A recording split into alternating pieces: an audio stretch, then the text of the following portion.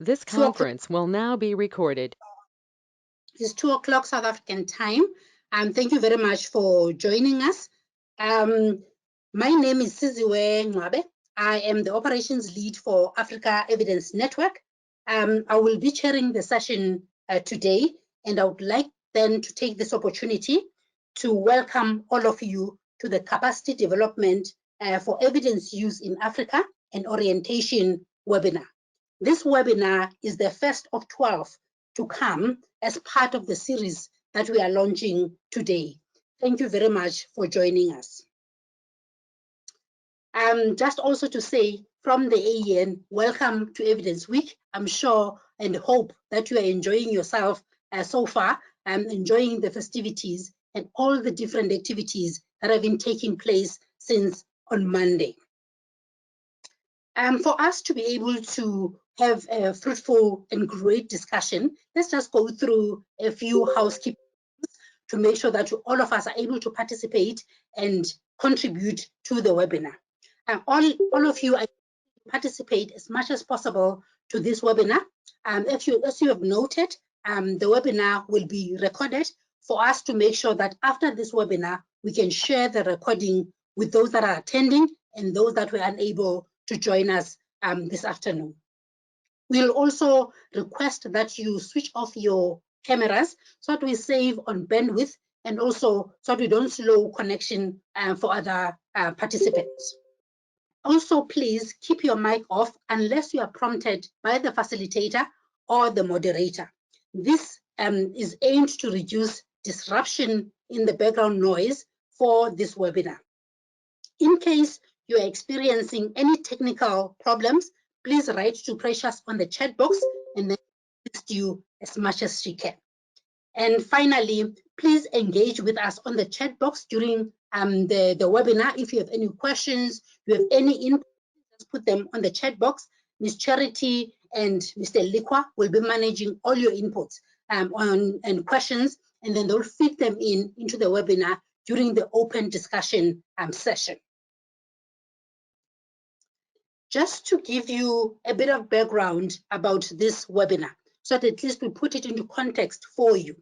This webinar comes out from a discussion that was started before Africa Evidence 2020, where we put together a working group that drafted this manifesto. And this particular manifesto was launched in March of this year and is available on our website for you to. So basically, this manifesto is just a declaration by all Africa's evidence ecosystem about the kind of capacities we want to practice. And also, it is an Africa-led approach to enhance capacities for EADM in Africa. And also, we want this manifesto to serve as a resource and an inspiration to the evidence ecosystem in the continent. And also, we want this manifesto to challenge the mainstream views on capacity building for EADM in Africa.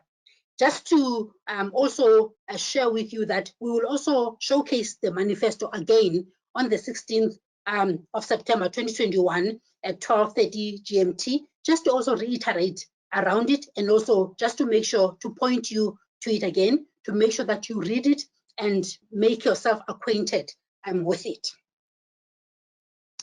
The reason this manifesto is important, this webinar is one of a series of 12 webinars that are coming. That is, we're launching today, but we're going to do that until 2022. So this webinar series, we want to be able to share experiences, ideas that push our thinking on how we enhance capacities for evidence use in Africa. So we want to make sure that we enhance connections that can lead to collaborations among AEN members to strengthen evidence capacity using evidence and practice-informed approaches. And also, we want all the discussions that we are going to have during this 12 webinar to be the basis for improving and illustrating the manifesto on capacity development for evidence use in Africa. So this manifesto is central to the work that we do to make sure that we do something that is Africa-led and Africa-developed So this series is really important to the AEN, its members, and its partners. Just to hand over then to our moderator, Kirchuffs, who is the founder and the executive director of PEX, based in Ghana, will be moderating this session for us today. So I'll hand over to Kirchuffs to moderate the session and the discussions. Thank you. Over to you, Kirchuffs. Thank you very much, Siziwe. I hope everyone can hear me. So, like Siziwe introduced, this very webinar is the first of the series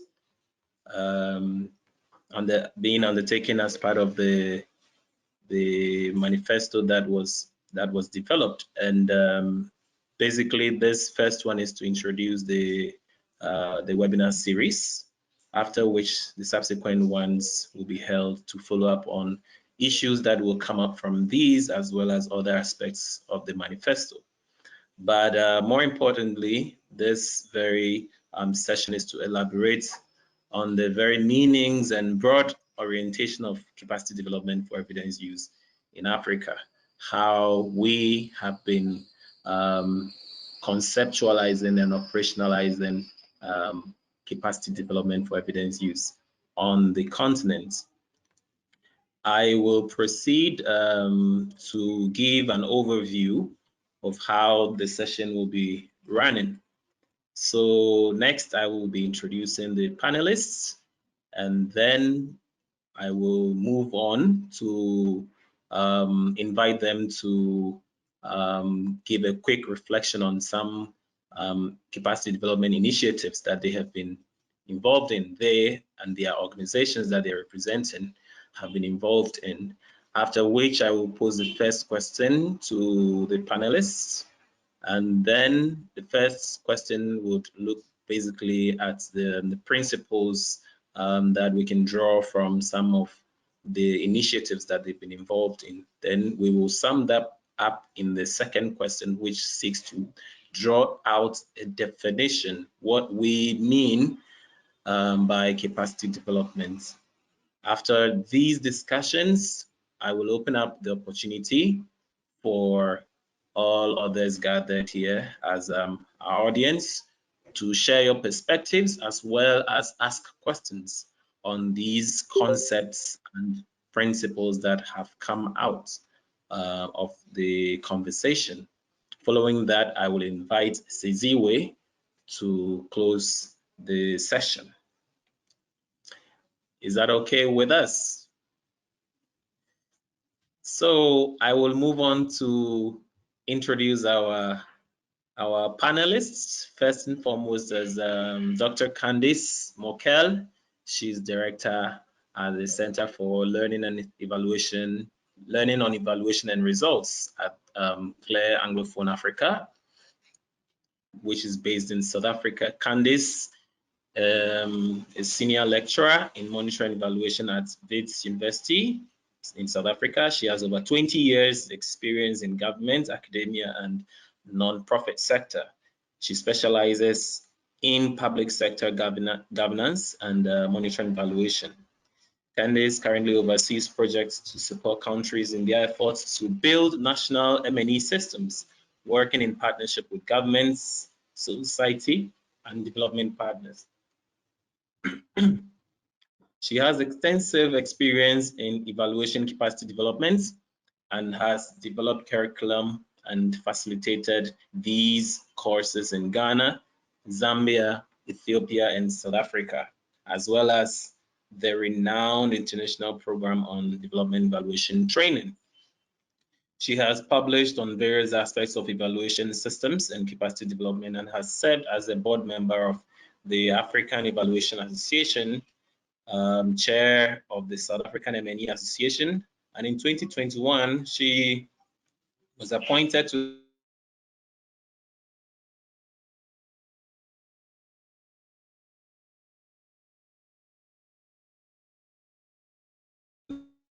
the International Evaluation Academy Council, where she serves on the Evaluation Education Working Group. My apologies. Next, I will introduce Leandro Echt, who is an associate at INASP. And Leandro is a political scientist with over 13 years of experience in international development and public policy fields, supporting the use of evidence in decision-making and facilitating multi-stakeholder processes. He works with think tanks, international organizations, NGOs, government agencies, and political parties through program evaluations and organizational assessments, capacity building, and research projects. He is as an associate of INASP, as I mentioned earlier, an organization with which he participated in the program SETI. SETI is strengthening the use of evidence for development impact. And he conducted evidence diagnostics for UNICEF and the Environmental Protection Agency in Ghana, among other projects that he's been involved in. He's also an associate of Thoughts and Ideas and on Think Tanks, OTT.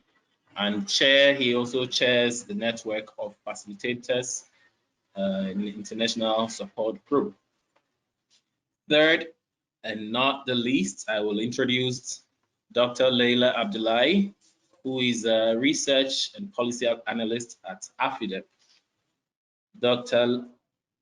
Abdullahi holds a PhD in public health epidemiology and currently works with AFIDEP, as I mentioned earlier, in Kenya.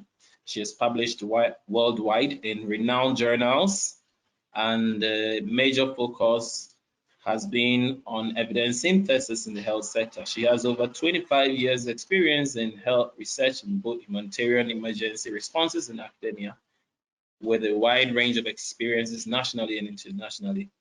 She has a wealth of experience in various types of research, including implementation research, impact evaluation research, and research evidence synthesis. At AFIDEP, she contributes extensively on policy developments to enhance research impact and capacity strengthening efforts in evidence-informed policy making. So, audience, these are your panelists. Panelists, your audience. I will proceed first and foremost to invite our panelists, one after the other, to give us a quick reflection on capacity development initiatives that they and their organizations have been involved in. I will start first and foremost with Candice. Candice, you may want to do that for us, after which I will proceed to Leandro and then Leyla. Thank you so much, Kirchuffs, and thank you so much to the organizers, to AEN and Africa Center for Evidence for inviting me to share my thoughts today, and good day to all of the participants this afternoon or this morning or this evening, wherever you are dialing in from. So the first question is actually about what is it that we do as Clear AA, and our entire remit as the organization is actually capacity strengthening. And we do that in two different ways. We do it in the traditional way where we talk about training, and that is something that everybody understands and knows how that works. But I'll share with you a few of the ways in which we're trying to, shift that and change the way, our philosophy towards training. But then also we do it through our technical and advisory support. And what we do there, we also, conceptualize that as capacity strengthening, because of the way in which we do it. So one of our key principles is actually on collaborative work and co-production together with our partners. And one of our main partners actually are government stakeholders. And, from the research that we've done and what we understand about how bureaucracies work, it really does work best if you've got demand from the very top. So very often we find that our key partners are national governments or central governments. And once we have a strong partnership there, we are very concerned about a country-led and country-owned approach to capacity strengthening. And one of the first things we do is actually a situation analysis. And of course, our remit is monitoring and evaluation. So we very specifically look at monitoring and evaluation systems and capacity gaps that might be. But we do this in collaboration with our government partners. So we don't go in there and diagnose, but we actually write up together. We actually have some kind of survey template, but what we do is we customize it together with our partners, and we ask them, what are the kinds of questions we need to be asking in your space that are going to be relevant? And as we write up the report on the situation analysis, we actually do that together in write-shops together with our government stakeholders. And then we follow that kind of approach even in the technical and advisory support services that we package. We package together with our partners. And all of that basically is the philosophy behind our approach that, when we're working with our partners, they aren't empty receptacles waiting for us to deposit information into them. And that's our philosophy behind our training program as well. I know it's a bit old-fashioned to talk about training, but it's the simplest way to kind of shorthand explain what it is we do in that space. So that's our capacity strengthening program, but it's in the traditional form, where we have curriculum and we have a course. And I would say that, a big part of it now, as we're moving towards looking at how do we collaborate better, we also don't want the countries that we work with to have a great dependency on ourselves as an organization to say, can you please develop curriculum and train us in this?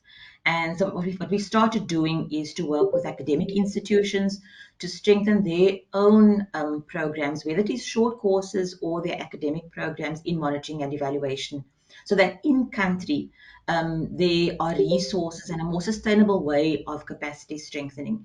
So that, for example, the government partners, instead of having to contract us in from outside of their country to come and do the training, they can actually access that in country. And so we provide the support to strengthen others who are doing capacity strengthening. And that's been a part of our approach that we're really trying to grow.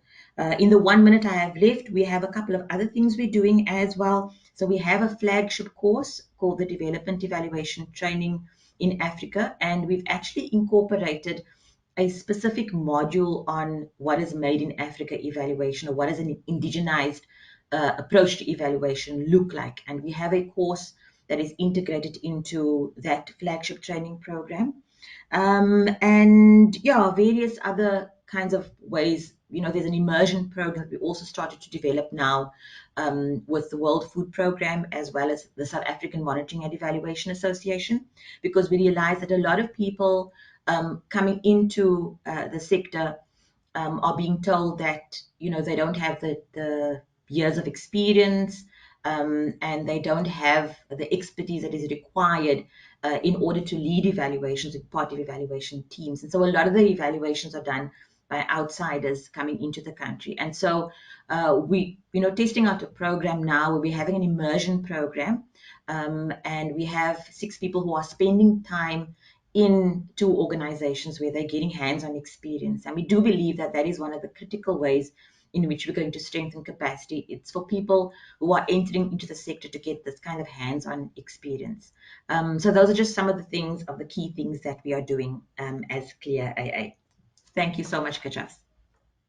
All right, Candice, thank you for that introduction. I will move to Leandro, and you may also want to give us a quick summary of the kind of interventions your organization has been involved in.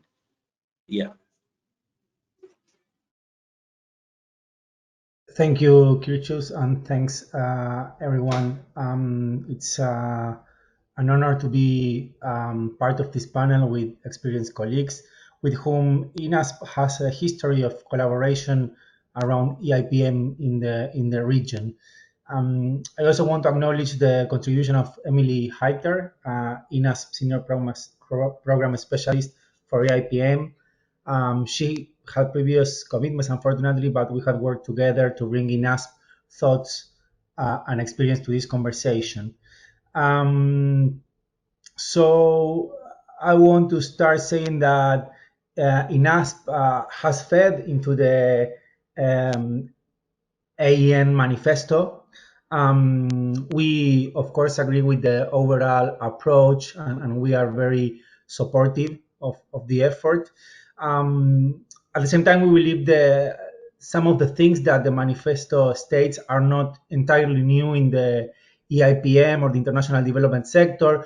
but it is a critical effort because it comes from the region, from Africa, rather than from outsiders, whether they are partners or donors. And at the same time, what the manifesto states is what INASP has been trying to do for the past years. So I will share some of our thoughts on how we think an African led evidence approach can look like. But at the same time, I would like to throw back a question to the panel, since that's a gap we see in the manifesto. That is that we believe the manifesto does not tell INASP or similar organization working in northern countries what exactly has to be changed in the concrete practice of capacity development. We believe there's a challenge of being more concrete in that sense. So we are eager to learn and hear from African organizations and colleagues how we can better contribute to strengthen EIPM in the region. In particular, INASP is rethinking itself, and that input will be critical to inform our new work. So I hope the conversation will also provide some ideas in that sense. So just to be very direct, to answer the question, what does an Africa-led approach look like? So first, we think Africa-led capacity development approach has to respond to the African context. As a region, Africa has its own policy frameworks that can guide evidence approaches. So we have seen by engaging in different projects and work with government agencies and organizations that the ambition and guidance to enhance evidence-informed decision-making is already in there, in those policy frameworks. We just need to address their opportunities and challenges. And organizations like INASP can help the stakeholders achieve those ambitions, rather than coming to the continent with new ideas, with new things, with new approaches. In that sense, as Candice was saying, understanding the context in which we operate is critical. We have been investing a lot in conducting context studies, political economy analysis, like in the SEDI program. We have also developed a framework to understand what are the needs of specific government agencies in different contexts. So it's not only important to be aware of the context, but also design and implement a program that responds to that context. So for instance, an example, because that I can share, that it's also very timely, because a webinar has taken place like an hour ago, I think. There was a panel today as part of the African Evidence Week of the institutionalization of evidence use in Ghana, and we participated also in that process, and we took the time to understand each public sector context with its own history, in this case of capacity development, in this case in Ghana. Also we did in collaboration with Kirchuffs. So it's not only understanding the broader political economy context, but also the specific context in each organization. The second element of an African-led capacity development approach would be that international organizations must have a different role, as I was saying before. We need to support leadership from within Africa, rather than being in charge of the processes.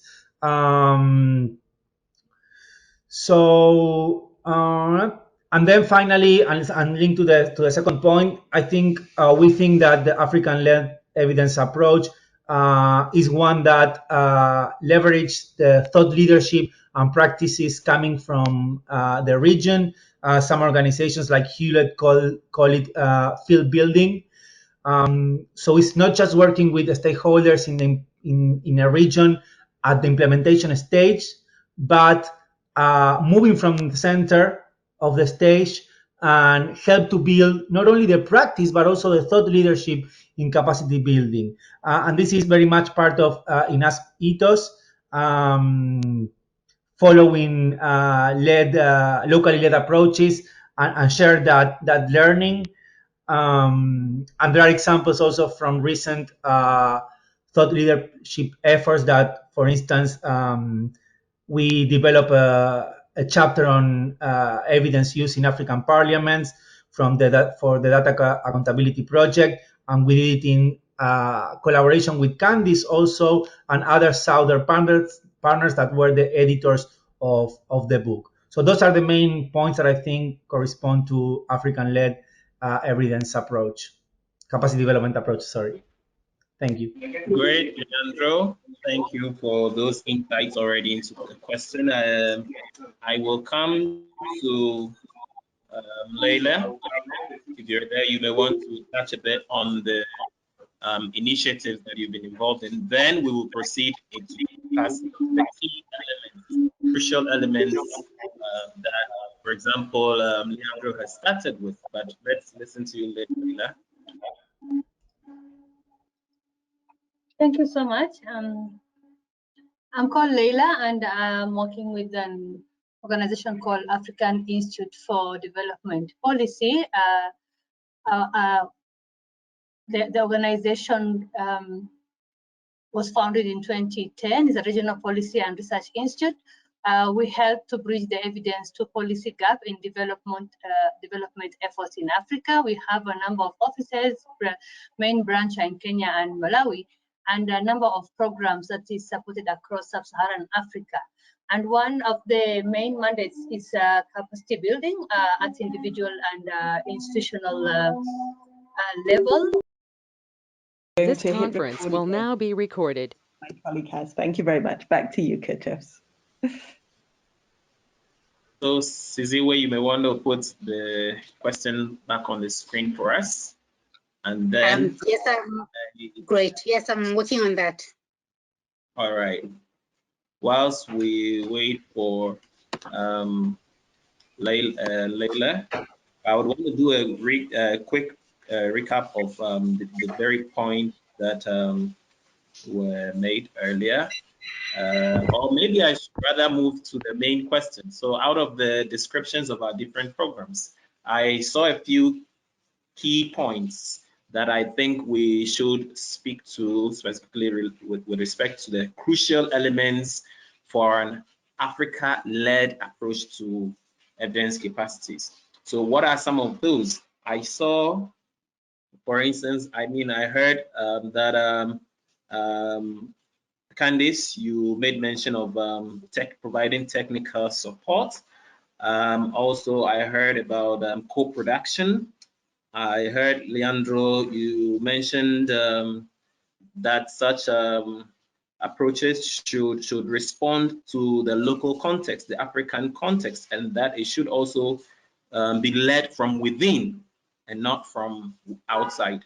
So these are elements that I took note of. If there are any others that we have taken note of, we would want to just expand on those.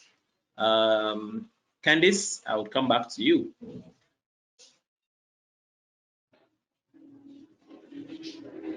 Thank you so much, Kirchuffs. And yeah, I mean, this is the important question, right? What is an African-led or, and particularly African approach to evidence? And well, the space that we work is monitoring and evaluation. Leandro is asking the right question, because that is the question that I think most partners will agree that yes, we need to address the issue, that we need to address the power asymmetries that are sort of embedded in international development.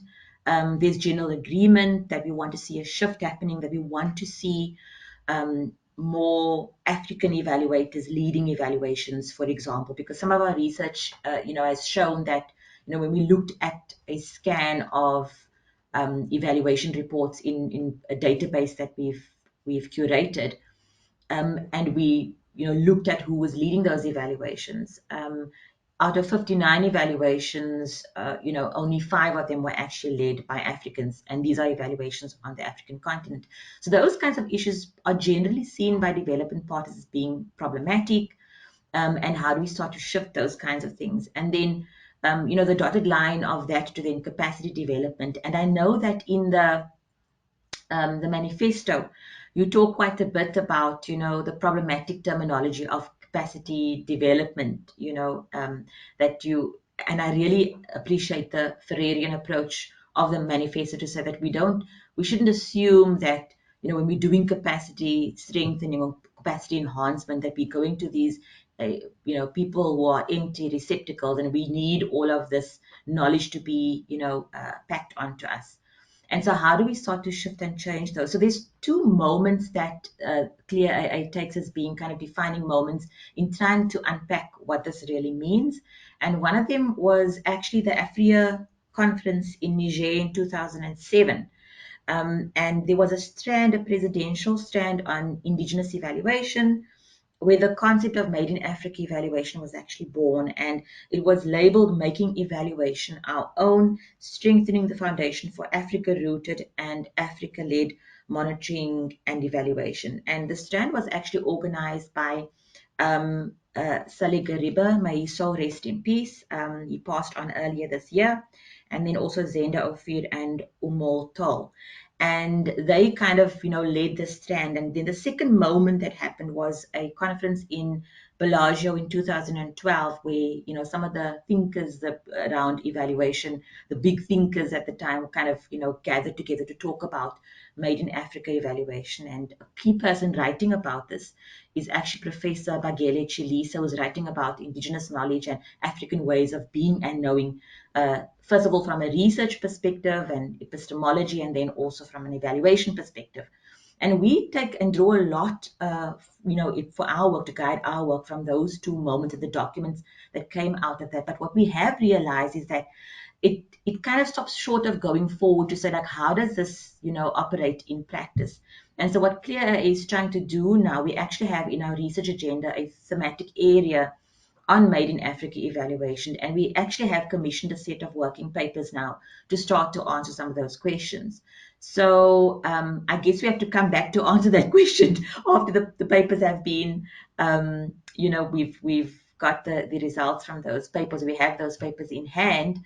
But humor aside, honestly, I do think that the thinking around indigenous knowledge systems is a lot more, in the scholarly field, I think it's a lot more mature, and we haven't yet made the link between, for example, indigenous knowledge systems and how this operates and how this links to the monitoring and evaluation sector. And I think there's a lot of work that needs to be done in terms of that. So let me pause there and allow others to come in as well. Thank you. Thank you, Candice, for those additional perspectives, especially on the power asymmetries that we need to take care of in our conceptualizations. Leandro, would you want to add a few more, and then we can wait for Leyla? Otherwise, we'll move on. Yes, Leandro.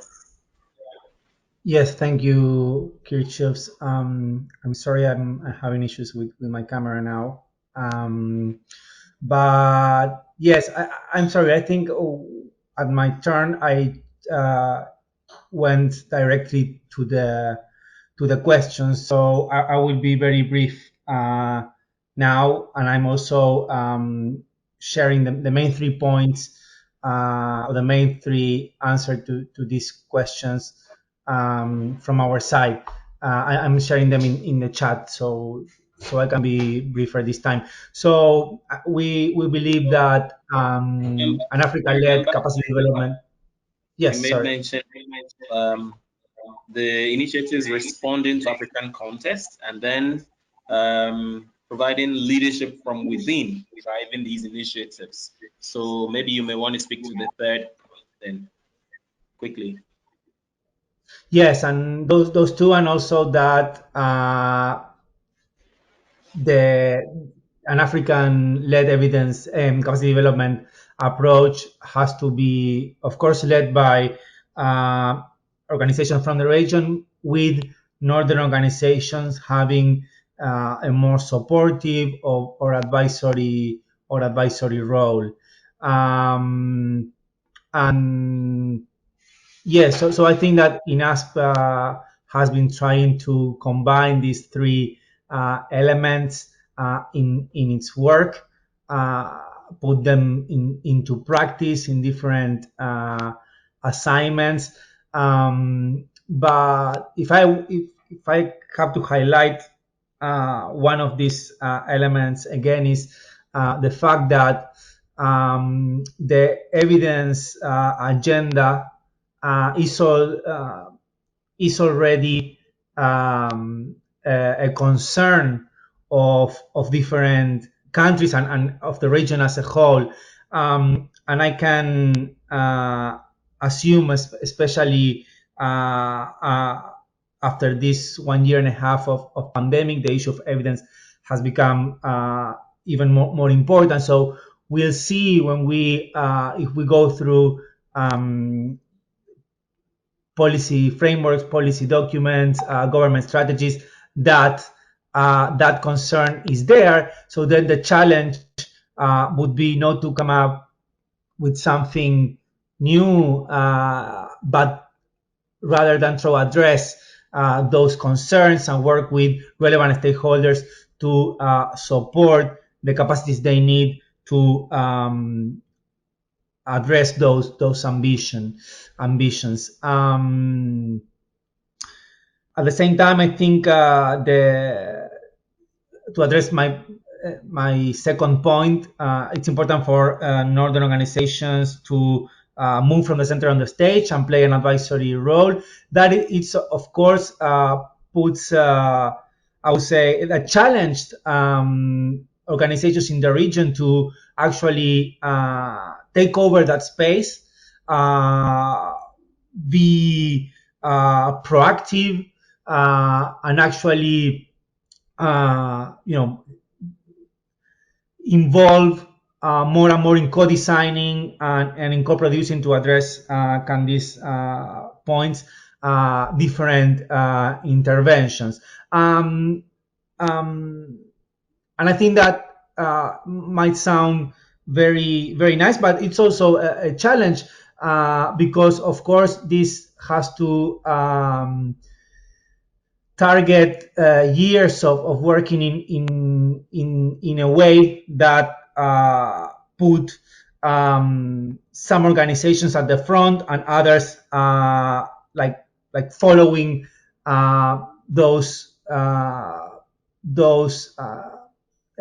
different guidelines in a way. And if we want to change that, I think will also require some time. It's not done from one day to the others, but it's important that, as I said, both northern organizations encourage and are humble enough to move from the center of the stage, but at the same time, African organizations take that space and be proactive and put and play with all the knowledge, all the experience, and all the elements they have to make different interventions truly African-led. I think that I will stop here, and I appreciate also Candice interest in the question that I pose is if we want an African-led capacity development approach to be, led by African organizations. So then I think we need to think a little bit more about what African organization can ask international organizations to do, how we can better support you in that effort. Thank you. All right, thank you very much, Leandro. And I see that Leyla has joined us.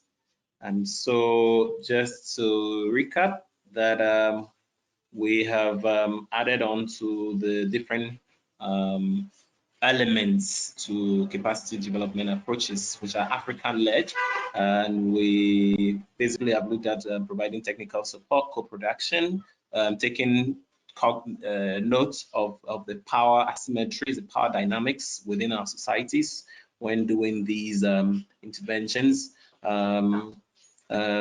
responding to the needs of the African context, African societies, and providing leadership from within. And as Leandro just finished on, with international organizations based in the northern countries, providing more of advisory and supportive roles in these, so the capacities are homegrown. They are developed locally and retained here. But quickly, before we go to the next question, I would want us to look at the key elements of the ecosystem itself. We have different actors. We have producers, we have users, mostly government agencies, and then we have the various intermediary organizations that play some roles in between. How do we, what are the considerations we put in place when designing these with respect to the different actors? What capacities do we look at developing from these different perspectives? Leyla, you would want to look at that for us, and then I'll go to Candice. Leyla. Thank you. Thank you so much. Apologies for the technical hiccups. So if I can dive in that. So basically we're talking about the ecosystem and what are the enabling environments. So if I can give some example. For example, as you mentioned, there are a number of players, users. So as an example, if we try to, let's say, strategize on how to bring the capacity to an institutional level, for example, introduce this capacity to, let's say, universities, where we are sure that all career makers will go through the university and will understand the importance of evidence in terms of decision making.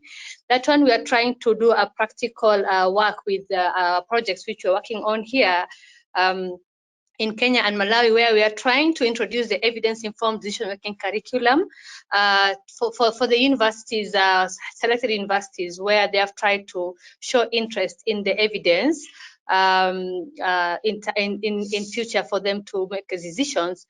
So such kind of curriculum are trying to be introduced to the universities. And now they have taken over, and now they're trying to train anybody postgraduate and master's level in relevant field. So another area where we can try to have an enabling environment in the ecosystem is trying to put a platform or structure in place that promotes interaction between researchers, policymakers, and other policy relevant stakeholders. For example, having networks and platform like this will be very key in terms to enhance the key players interact in various ways, and then they can give ideas and decisions on where they can work best to enhance the enabling environment on the culture of evidence use. And if I can just mention the last one in my mind is that is try to incorporate incentivization in the environment of research use. When I say incentivization, not only money, for example, in the human resource management, a process can be put in place where they will try to, for example, incentivize. Let's say if you publish a paper, for example, within the human resource, within an institute, you are given an advantage over someone else. Or if you have tried to prepare a policy maker and have tried to engage a policy space, such kind of incentivization will be very key to enhance us to use to have an environment which is very key to enhance the culture of the use of evidence. Thank you. Thank you very much. Candice, you would want to touch also on the ecosystem and how we try to meet the needs of the different actors within. Thank you, Kirchuffs. And so in answering that question, I'd like to take us back to what you mentioned. I think you reinforced it that, there are issues around power, the asymmetries of power.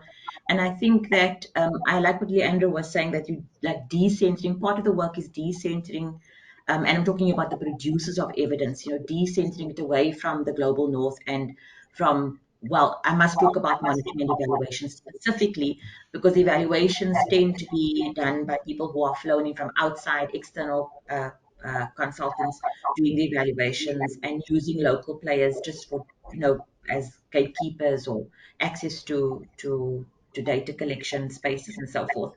So I think that is one key part of it when we're looking at users and producers. But it's bidirectional as well, because when we're talking about government as being our partners, in bureaucracies on the African continent as well, there's a certain kind of chain of command in how bureaucracies work. And there are certain capacity challenges within bureaucracies as well.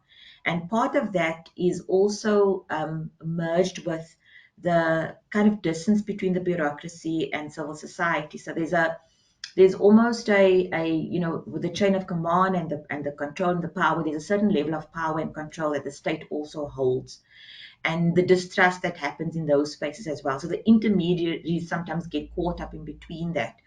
And I think there's work to be done on both sides. So, when we're working with government partners as well, it's actually in an invited space. And we are very grateful very often when we are invited into that space. And I think that is the kind of thing that governments need to do, is to open up their spaces to have, closer relationships with social partners, development partners, and other social actors, non-state actors, in order to ensure that it's a whole of society approach to resolving some of these problems. So some of the problems are in the production of evidence, and some of them are in how evidence is used, whether the policy cycle actually opens up spaces for the use of evidence for course correction, for programming, for policy and decision making.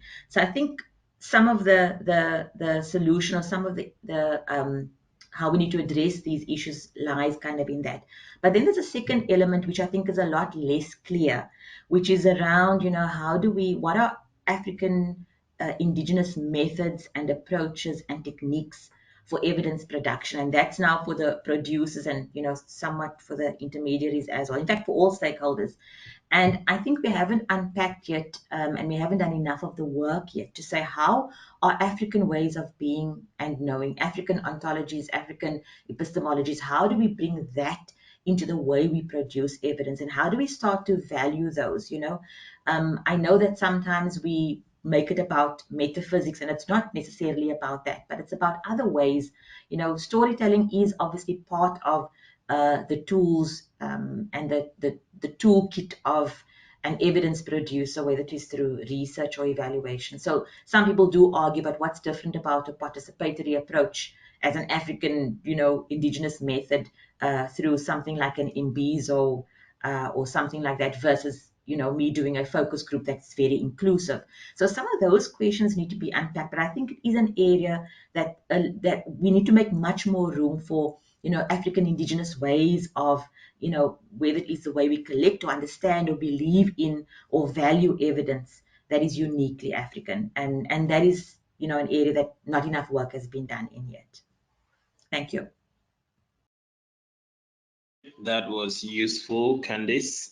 I would come to Leandro because very often there seems to be much more emphasis on some particular types of evidence.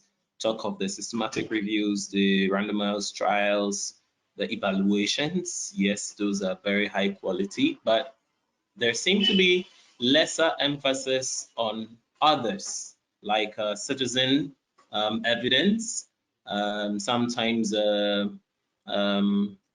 practice, especially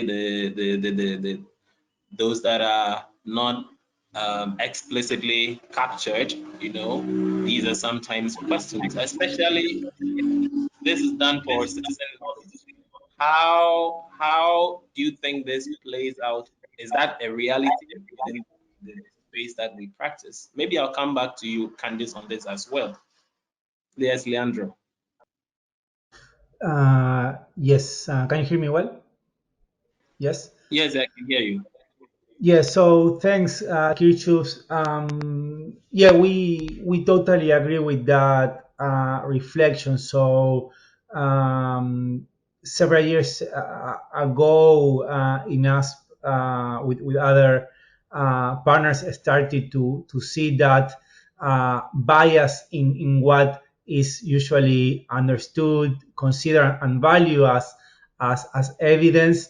And we decided to come up with another with a broader typology that includes some of the things that you mentioned, that and also that Candice mentioned, like citizen evidence, indigenous knowledge, local knowledge, depending on the terms that you want to use. But indeed, we believe that it's very important to acknowledge that bias and try to make intentional efforts to involve and bring into a conversation those type of knowledge that are not usually the ones that get to a paper, a publication, a policy document, and to be honest, that those type of knowledge are usually the ones that do not match like the more powerful stakeholders in an ecosystem. So I think to complete or to add to the issue of the ecosystem, and I think it's important that first that we need to acknowledge that the reality is that most capacity development work for evidence use is done via aid-funded projects, via international cooperation. And while international partnerships can add a lot and help us be greater than the sum of our parts, we also need to acknowledge that the details of those partnerships also matter. So it's important that those partnerships address power dynamics, that hold different stakeholders accountable for that equity. And to connect with your questions, these partnerships and this evidence work has to be truly inclusive for the African region. It means that it has to consider the many voices of the African knowledge ecosystem, and as you say, the different types of evidence and knowledge that the actors hold and produce. This means, as I was saying, going beyond the usual suspects, the bigger organizations, the one that receive more funding, and at the same time, the other side of the coin is that we think that a truly inclusive evidence approach has to be intersectional, recognizing and integrating the difference within the region, and again, valuing different sources of knowledge.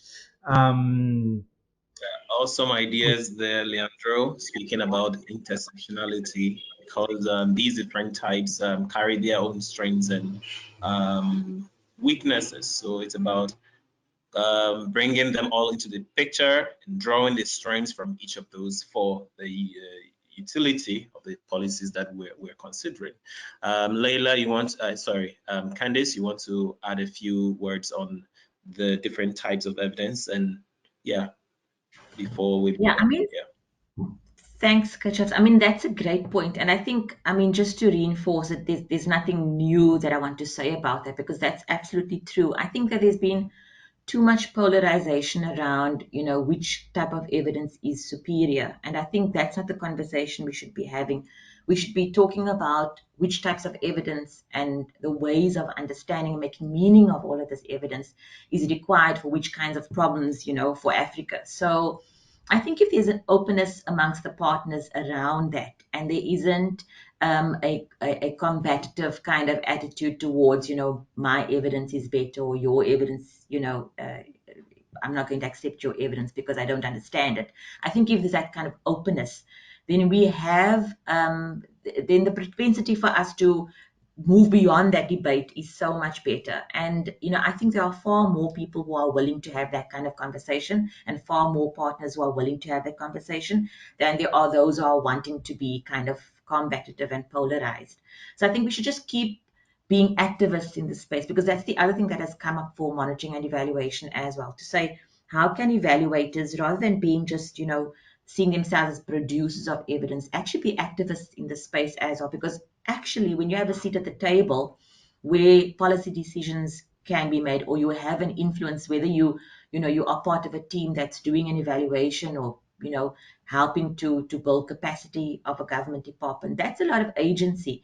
And how are we going to use that responsibly, and how are we going to then say, okay, let's try to have this kind of attitude where it's not us trying to tell each other who's better or what's better, but to say, how do we really, and that is the co-production that we are after. And so I mean, not much more to say than that kind of inclusivity is what we all should kind of keep our eye focused on. Thanks. Great addition in there, Candice. On that note, I think we will move into the second question, which we'll be drawing the meaning of an African-led capacity development. What do so we're going to try to unpack this concept, specifically what capacity development means to us. At what level do we think we can approach it, from individual, organizational, or systemic or network levels? And how do we contrast these with other related concepts like capacity strengthening, capacity building, capacity enhancements? Which of these do we think is more appropriate for this African-led approach? I will start from Leyla. If you're there, you would want to start for us. What do we mean by capacity development, and what levels can we approach this? I mean, from what levels do your organization, for instance, approach this as an Africa-led initiative? Leyla. Thank you. So basically, if I'm not to define capacity development, which we all know, so in our aspect, we look into broad areas, so individual and institutional capacity development. So basically, if I can talk about at each level, as we understood that they are both users and producers of these areas. So basically at individual level, so for example, we look at within of course within an institution, individual are involved. We look at a specific group, let's say as an example, technical working group within an institute, where they're supposed to make a decision in terms of using evidence in terms of health, as an example. So for those kind of a group, so we look at those technical components. When I say technical component, that's the area dimension which you've mentioned, that they have to know how to synthesize evidence, how to generate evidence, etc. So such kind of the team need proper technical capacity, which it depends at what level, let's say, but I mean, whatever the training will be or etc, it need a bit of mentorship for them to capture and grasp on how the process go along with. So on the other part, which are the users now, so we do not want to bombard them. Who are this, for example, if I can say policymakers, with those technical process and component of it. So for such kind of a team, it will be good for them also at individual level to understand just overall what the process entail, and what will they need to look at as a watch when they're given evidence, for example, for them to use in decision making. So for example, a comprehensive checklist that, let's say, when something come on your table, as an example, that for example, I have to make a decision about vaccine on COVID-19. So what do I have to look at? Have they look at the context level, yes or no? Such kind of more a checklist, but I mean, not a very technical process for them to do the process itself. On the other hand, at the institutional level, not all of us can be the same, for example, and that's why we need to have an ecosystem which is strengthened in the African context. For example, if my institution, as an example, are good in technical components, maybe yours is good at an adaptive capacity, for example. So maybe you have good networking, you can influence others, you can share leadership. So I think what is very key in the African context is capacity development at various, let's say, at various stages, but also at an area where we can work together collaboratively. Where I have a strength, I use that accordingly. If your strength is on communication of this evidence, then you can use, and then you can work together in our ecosystem. Thank you. If I get you right, from an ecosystem approach, we would need to look at specializations in the ecosystem actors, and where their strengths lie, then they kind of lead from those perspectives, right? Yeah. Okay. So I would proceed then to Leandro, and then Candice afterwards. Leandro, your views on concepts of capacity development. Leyla has given us perspectives from the individual and then institutional. What do you want to look at it from a systemic approach? She spoke even beyond institutional, also looking at the system. From a system approach, how do you think this concept of capacity development is really relevant for the ecosystem approach? Do you think we can build capacities of the ecosystem as a whole, or we would need to take it from individual and institutional perspectives? Thanks. That's an interesting question. So I think that the best results can be achieved when capacity interventions tackle the three levels in some way or another. That is a more comprehensive approach to capacity development, like working with individuals to support them in scale up or bring changes to their organization or institutions, and at the same time working with all relevant stakeholders in the ecosystem to support collaboration and sharing and working together towards improving evidence use in a context. So I think the three levels, individual, institutional, and more systemic, have to be are important, and there are ways in which capacity development interventions can be designed and implement that actually connect those three levels, and that, I mean, we might enter like a discussion about that, you know, the methodologies, the pedagogy that you use in capacity development, and how you can intentionally and very consciously propose or make a pedagogical proposal that connects all those levels. So, you know, making individual participants work with real practice processes, real processes, things that they are going through in their organizations. How do they bring their actual challenges and practice to capacity development initiatives? Also generate spaces in capacity development interventions for relevant stakeholders to come together and learn from each other, and if possible work on an initiative together. So I think that the three elements are important, and there are tools and methodologies that can help you work with all of them at the same time. Yeah, that would be my answer to the question. Yeah. Sure. So if I get you, if I get you right, what you're trying to say is that we might look at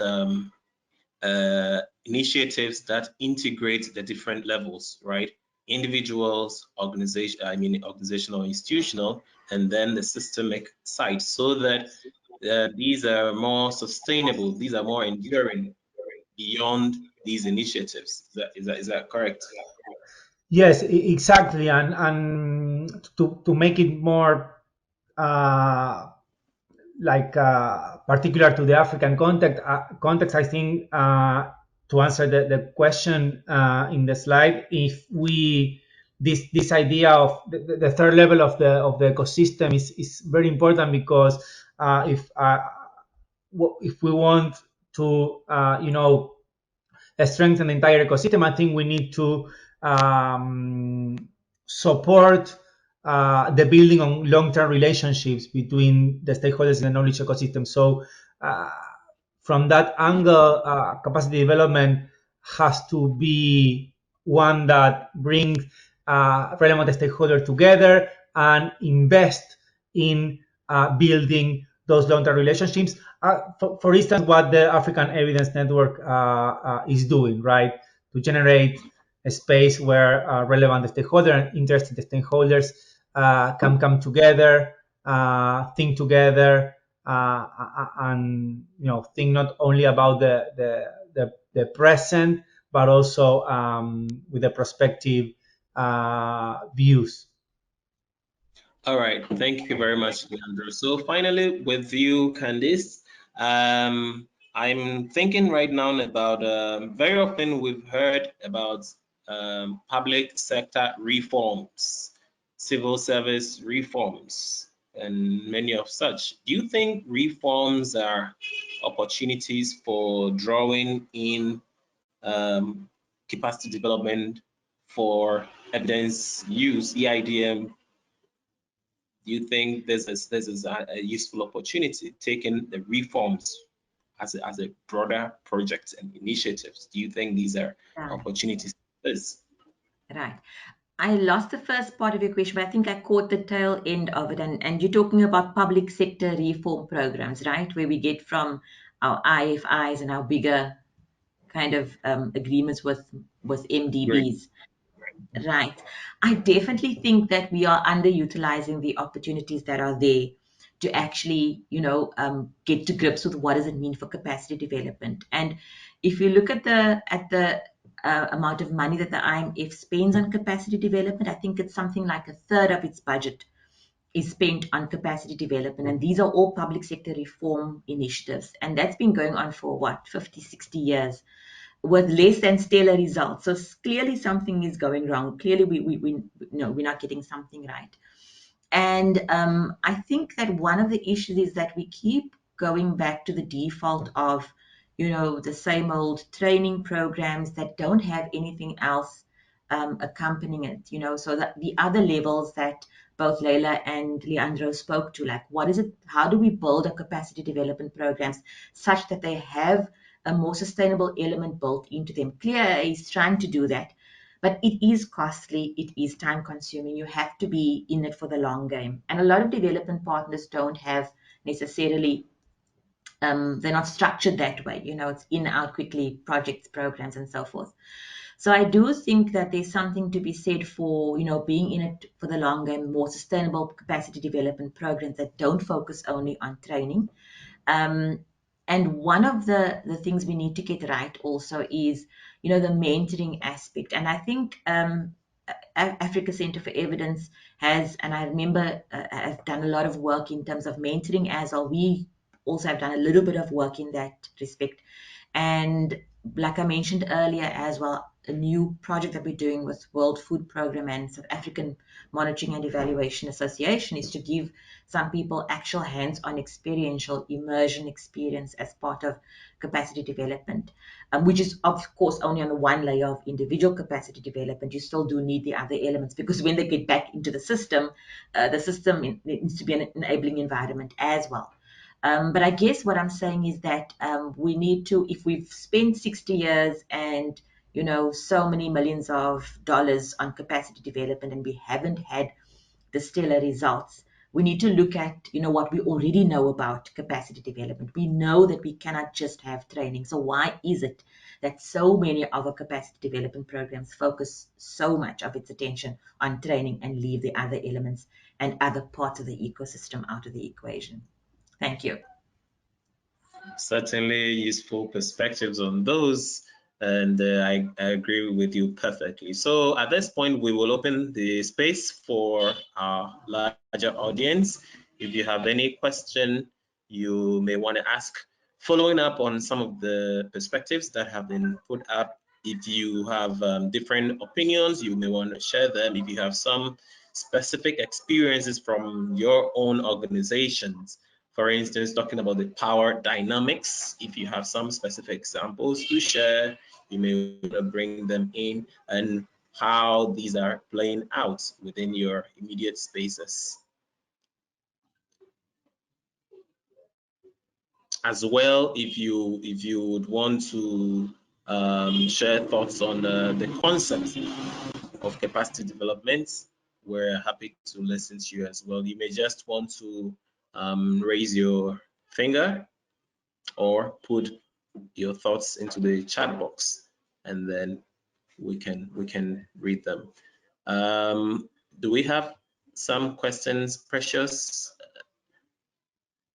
We don't have questions in the chat box.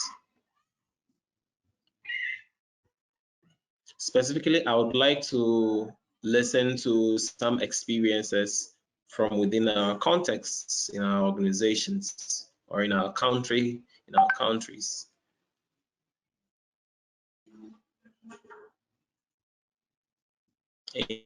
As we're trying to pick perspectives, I would give Leyla the final opportunity if you would want to touch on this issue of integrating capacity development within reforms.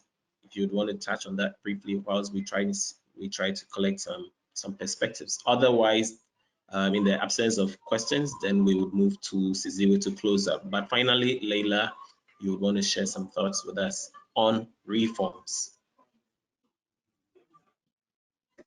Thank you.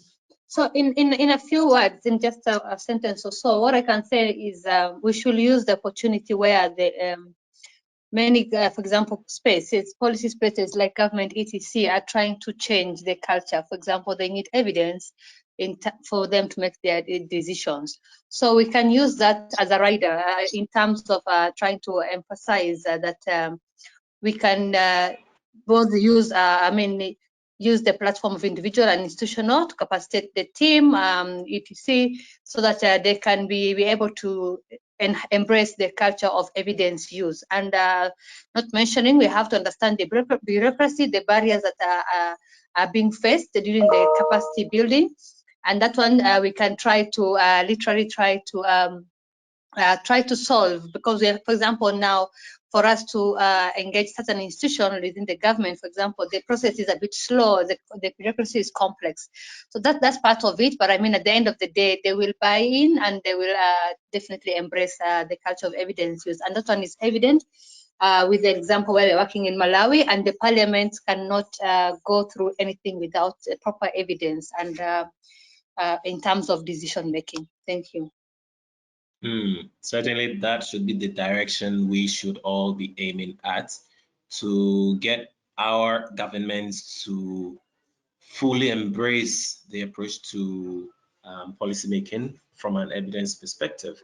And certainly, if the gaps are that glaring, then we might want to leverage on existing programs, especially the reform types that have been mostly supported and heavily funded. Take those as opportunities to expand on these capacities.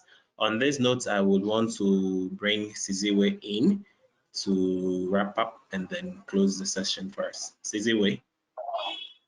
Thank you very much, Kirchuffs. Thank you for handing over back to me. Just in closing, please join us again tomorrow.